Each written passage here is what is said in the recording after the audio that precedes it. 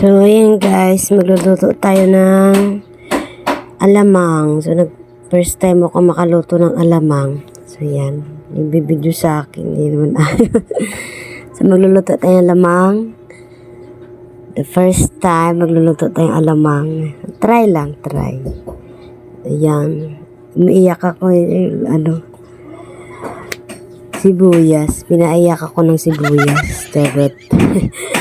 So, ayan, naghiwa ako ng luya, sibuyas, saka luya, sili green, ayan. Ano siya tawag dyan, manghang yung sibuyas. Ayan, naghiwa ako. Tapos prito, yan. Yun, hugasan muna natin, tapos 3 beses siya hugasan. Inuhugas ko muna para matanggal yung mga bato-bato. So, ayan, tatanggalin natin muna. Susugasin yan para malinis. Yan.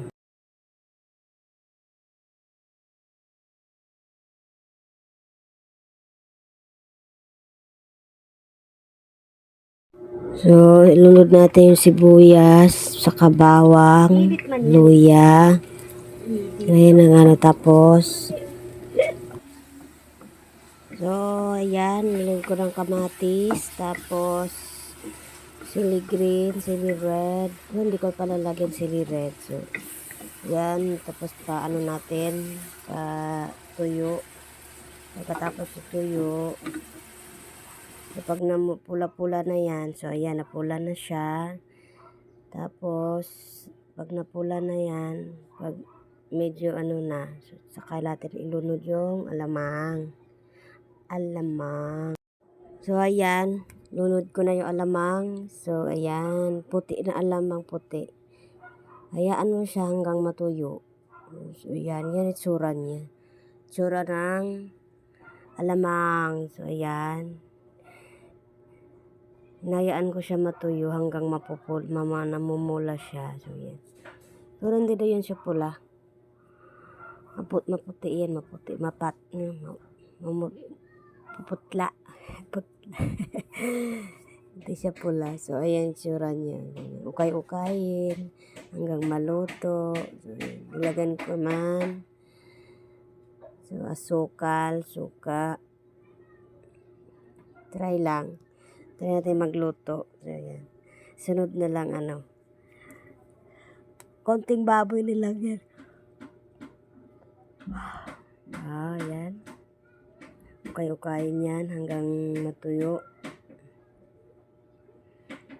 Wow. Charap. So, ayan, medyo na na siya, tuyo na siya konti. So, hinayaan ko lang siya, magtuyo siya. So, ayan. Namumula na yan, tapos, ukay-ukay hanggang maluto. Ayan. Ginaganyan ko, inuukay-ukay ko muna. Bago siya para yung lasa niya nun. Ayan. So, ayan na yung finished product. Pwede na kainin. Thank you.